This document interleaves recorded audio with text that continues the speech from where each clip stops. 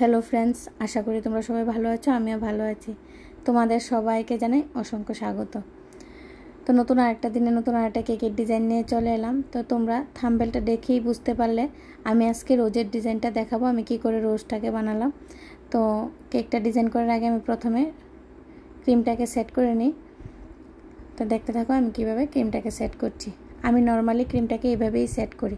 যারা এইভাবে অসুবিধা হয় ক্রিমটাকে সেট করতে, তাদের জন্য আমি বলি পাইপিং ব্যাগে ক্রিমটাকে ভরে তারপরে ক্রিমটাকে সেট করার জন্য। তো আমার থেকে এইভাবেই ভালো লাগে, যার যেভাবে ভালো লাগে সেভাবেই ক্রিমটাকে সেট করে নেবে। আমি তোমাদেরকে সব রকমই দেখিয়ে দিলাম, এভাবেও দেখিয়ে দিলাম, পাইপিং ব্যাগে ভরেও আমি দেখিয়ে দিয়েছি। আমার অন্য অন্য ভিডিওতে আছে, চাইলে দেখে নিতে পারো।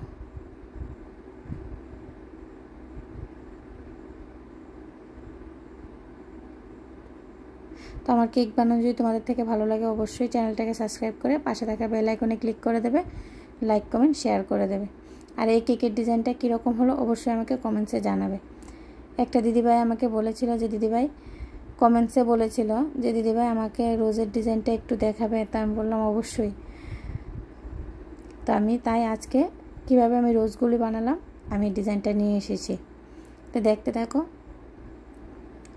আর এই কেকের মধ্যে যদি তোমাদের কোনো অসুবিধা থাকে বা অন্য কোনো অসুবিধা থাকে অবশ্যই আমাকে কমেন্টসে জানাতে পারো, আমি নেক্সট টাইম ভিডিওটা নিয়ে আসার চেষ্টা করব। এখন দেখো আমি রেড কালারের এক সাইডে জেল দিয়ে দিচ্ছি।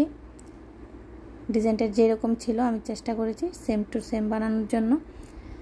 তো এক সাইডে জেল ছিল তাই আমি এখন এক সাইডে জেল দিয়ে দিচ্ছি, রেড জেল।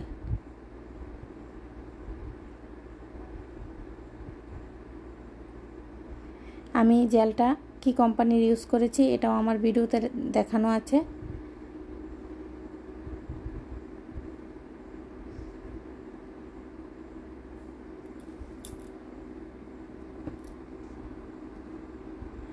দেখো আমি জেলটা দিয়ে দিলাম। এখন নাইফের সাহায্যে একটু ডিজাইন করে দেব।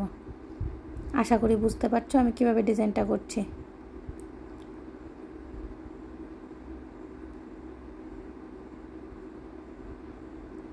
তো আমার ডিজাইনটা করা কমপ্লিট হয়ে গেছে। এখন আমি বর্ডারটা দিয়ে দেব।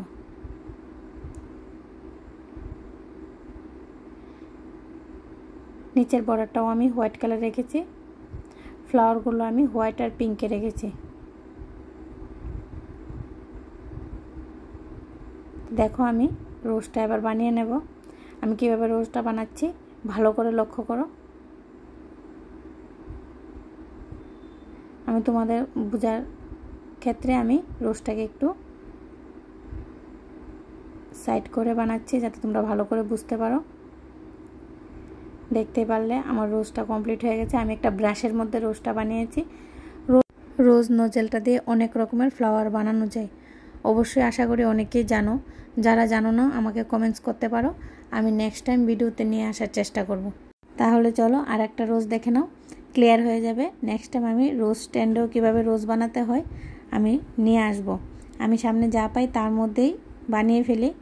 তো আমি সব রকমই তোমাদেরকে দেখিয়ে দেব। আশা করি তোমরা সবাই বুঝতে পারলে।